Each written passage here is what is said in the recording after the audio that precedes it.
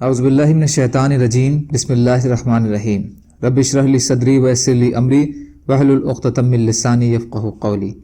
ریاض الصالحین دوسرا حصہ، احادیث نبی صلی اللہ علیہ وسلم۔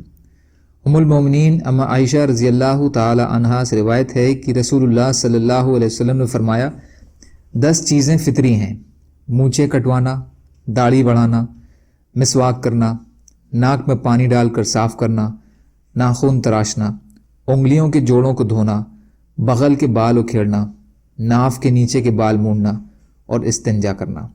راوی حدیث فرماتے ہیں کہ 10ویں چیز میں بھول گیا، شاید وہ کلی کرنا ہو۔ حضرت وقی فرماتے ہیں کہ یہ بھی اس حدیث کے راویوں میں سے ایک راوی ہیں۔ مسلم شریف۔ فائدہ: اس میں خاص باتیں 10 بیان کی گئی ہیں۔ کچھ علماء نے کہا ہے اس میں 10ویں چیز ختنہ کرنا ہے۔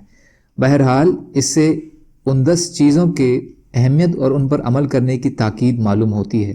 ان میں پہلی چیز مونچھ کٹوانا ہے اور یہ سنت ہے، اور اس سے مراد لبوں کے بڑھے ہوئے بالوں کو کاٹنا ہے۔ اس کا مطلب یہ ہوا کہ بڑی اور لمبی مونچھیں ناپسندیدہ ہیں۔ دوسرا، داڑھی رکھنا سارے علماء کے نزدیک واجب ہے اور اس کی کوئی طے مقدار نہیں ہے، جیسے کچھ علماء حضرت ابن عمر رضی اللہ تعالی عنہ کے عمل سے یہ مسئلہ نکالتے ہیں کہ 1 مٹھی کے برابر مقدار کو ضروری اور اس سے زائد کو کٹوانا جائز سمجھتے ہیں۔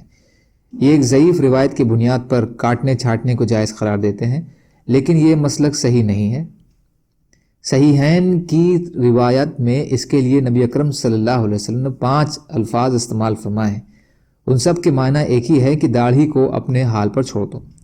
اس لیے سوائے ان صورتوں کے ہر شخص کے لیے یہی حکم ہے کہ پوری داڑھی رکھے، لمبائی اور چوڑائی سے بال کاٹے اور نہ اسے 1 مٹھی کے مطابق کرے۔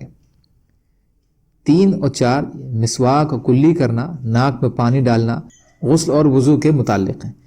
انتشاق کا مطلب زور سے ناک کے اندر پانی کھینچنا ہے، جیسے زور سے خوشبو سونگھنا ہے۔ سوائے روزے کی حالت میں وضو میں انتشاق کی تاکید ہے۔ صفائی کے مقصد سے ناخنوں کا تراشنا بھی ضروری ہے، ورنہ ناخن کے ذریعے سے میل کچیل اندر جائے گا۔ آج کل مردوں میں اور خاص کر عورتوں میں فیشن کے طور پر وحشی جانوروں اور درندوں کی طرح ناخن بڑھانے کا رواج ہے، جو فطرت کے بھی خلاف ہے اور درندگی کا بھی علامت ہے۔ انگلیوں کے جوڑوں کو دھونا بھی صفائی کے لیے ضروری ہے۔ بغل اور ناف کے نیچے کے بال صاف کرنا بھی صفائی کا ایک حصہ ہے اور اس میں زیادہ دیری ناپسندیدہ ہے۔ ایک حدیث کی روح سے 40 دن سے زیادہ اس میں دیری کرنا سخت مکروہ ہے۔ استنجا پاکی حاصل کرنے کے لیے واجب ہے، کیونکہ پاکی کے بنا نماز نہیں ہوتی۔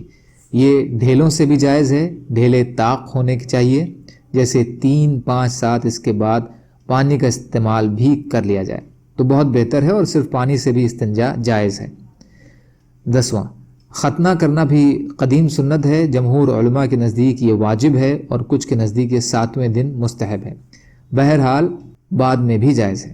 حضرت ابن عمر رضی اللہ تعالیٰ عنہ سے روایت ہے کہ نبی اکرم صلی اللہ علیہ وسلم نے فرمایا، مونچھیں کاٹو اور داڑھی بڑھاؤ۔ بخاری اور مسلم کی حدیث۔ فائدہ: اوفو کے معنی ہے کاٹنے میں مبالغہ کرو، اس لیے بڑی اور لمبی مونچھیں رکھنا اس کے خلاف ہوگا۔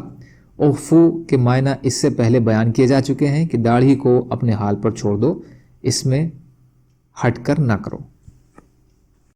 اللہ تعالیٰ کہنے سننے سے زیادہ عمل کی توفیق عطا فرمائے، اور مظلوم کشمیریوں، فلسطینیوں اور دیگر ممالک میں جہاں بھی مسلمان بھائی بہن پریشان حال ہیں، یا اللہ آپ ان کی مدد فرمائیے اور ہم کو بھی اپنی استعداد کے بقدر اپنا حق ادا کرنے والا بنائیے، آمین۔ سبحان اللہ و بحمدہ، سبحانک اللہم بحمدک، اشہد ان لا الہ الا انت، استغفرک و اتوب الیک۔ سبحان ربک رب العزت عما یصفون، وسلام علی المرسلین، والحمد للہ رب العالمین، برحمتک یا ارحم الراحمین۔ لا الہ الا اللہ محمد رسول اللہ۔